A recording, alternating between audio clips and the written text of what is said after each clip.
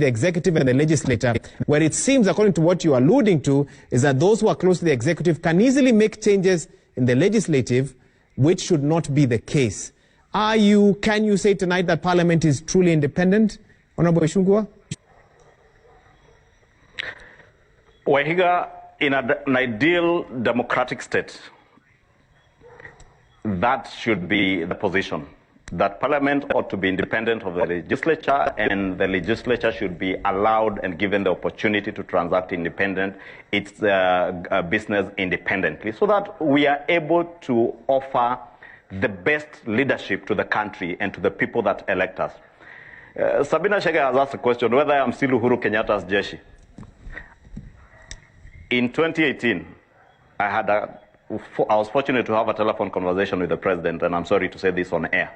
But I did promise the president that, as I promised him in 2013, I will never betray President Uhuru Kenyatta in terms of his agenda for the nation, for uniting Kenya, bringing prosperity to our country and moving this country forward. As to whether I will agree 100% with President Uhuru Kenyatta on certain things, that is debatable. I may not necessarily agree, and I would expect that President Uhuru Kenyatta would be democratic and kind enough to allow me to have a divergent view. And he said it in the last meeting we had in State House in 2017, I think September, that we will have regular parliamentary group meetings, so that if I have a divergent opinion, I am given an opportunity to air that divergent opinion.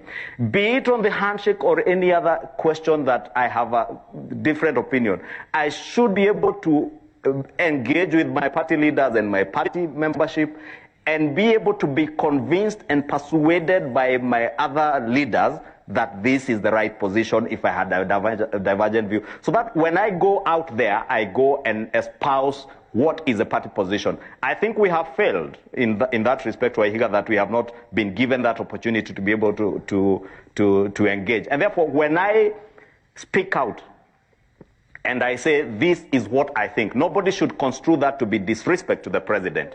Nobody should misconstrue that to be against my party position, because the party has not even had a sitting to be able to let me know and other members what the party position is. But the question as to whether, Wahiga, we can get out of this, as I said, it is up to my party leader, the deputy party leader, the entire party leadership, to respect each other, Honorable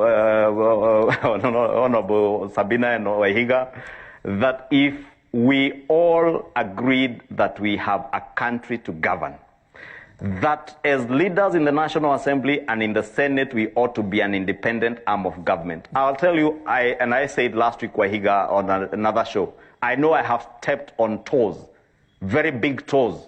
And I cited the case example as chair of the Budget and Appropriations Committee when I moved an amendment to disallow the Ruaraka land scandal payment of 1.5 billion shillings, with reasons.